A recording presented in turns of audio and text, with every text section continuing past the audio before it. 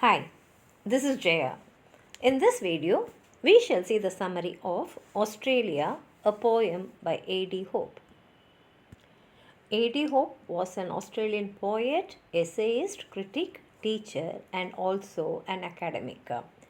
He was referred in an American journal as the 20th century's greatest 18th century poet. In this poem, he questions the idea that Australia is civilized. That is, everyone is saying that Australia is civilized, but he refuses that. He says that he first describes Australia and he says that Australia is both a new and old country. That is, geologically it is old, but politically it is new. And how it is new is that both it was a European colony and also an independent but a parasitical country.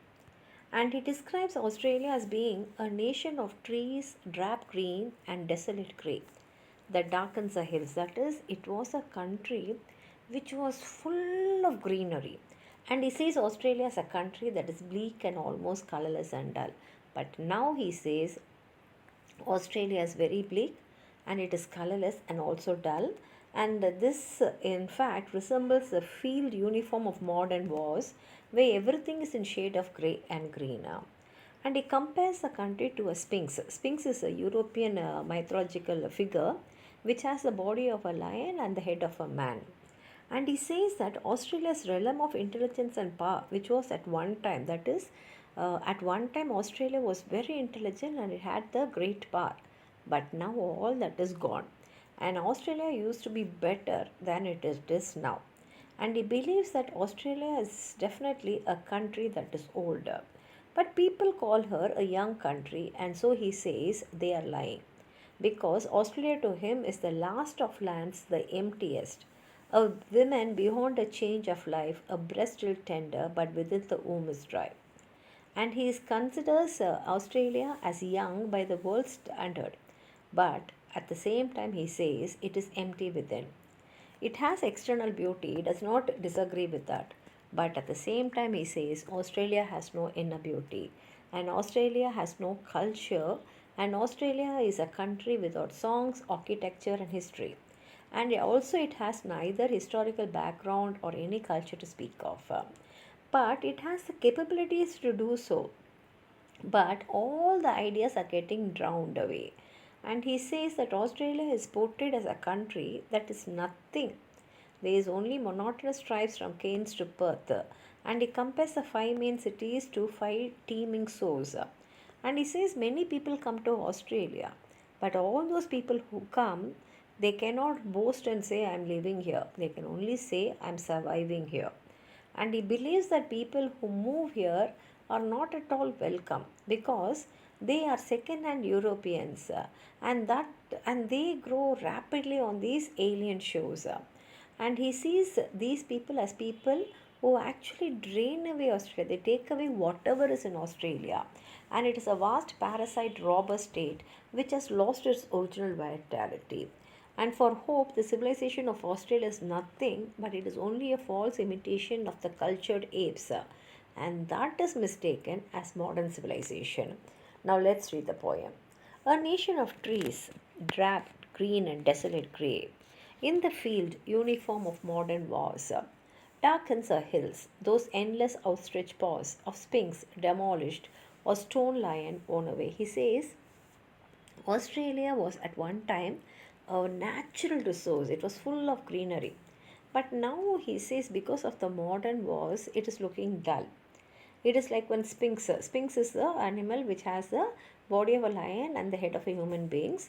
If you demolish the Sphinx, how it will be? That is when you look at a new Sphinx, it will look very gigantic and very heroic. But it is like a worn out lion. So that beauty, that intelligence, everything is gone from Australia.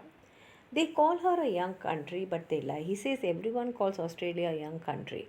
But according to me, it's a lie. She is the last of lands, the emptiest, a woman beyond a change of life, a breast still tender, but within the womb is dry. Without songs, architecture, history, the emotions and superstitions of younger lands, her rivers of water drown among inland sands, the river of a immense stupidity. So he says Australia is a country without songs, architecture, and history. And even the emotions and superstitions of the younger lands are like drowning away in this inland. And therefore, he does not consider any of those things. Floods are monotonous drives from Cairns to Perth.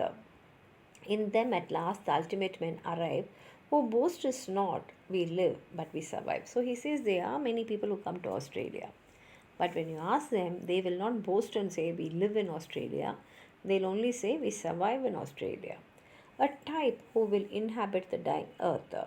And her 5 cities, like 5 teeming sores, fake drains her, a vast parasite robber state, where second-hand European pull at it timidly on the edge of alien shores. Yet they are some like me turn gladly home. He says, whatever it is, this is my home.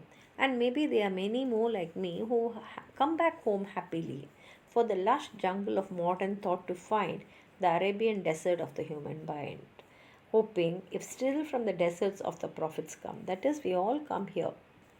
And when we come here, we look out for the lush jungle. But what we see is only an Arabian desert of the human mind. Such savage and scarlet as no green hills dare. Springs in that waste some spirit which escapes the learned doubt, the chatter of cultured apes, which is called civilization over there. So he says, I'm saying only all this now. And this they are saying we are civilized, but he really feels that earlier Australia was much better, and now, though people say Australia is a new land and Australia is civilized, he says this is not the real civilization which Australia should have attained. If you have anything more to add on to what I've said, please write it in the comment box, like the video, share with your friends, and if you have not subscribed my channel, please subscribe and support. Thank you.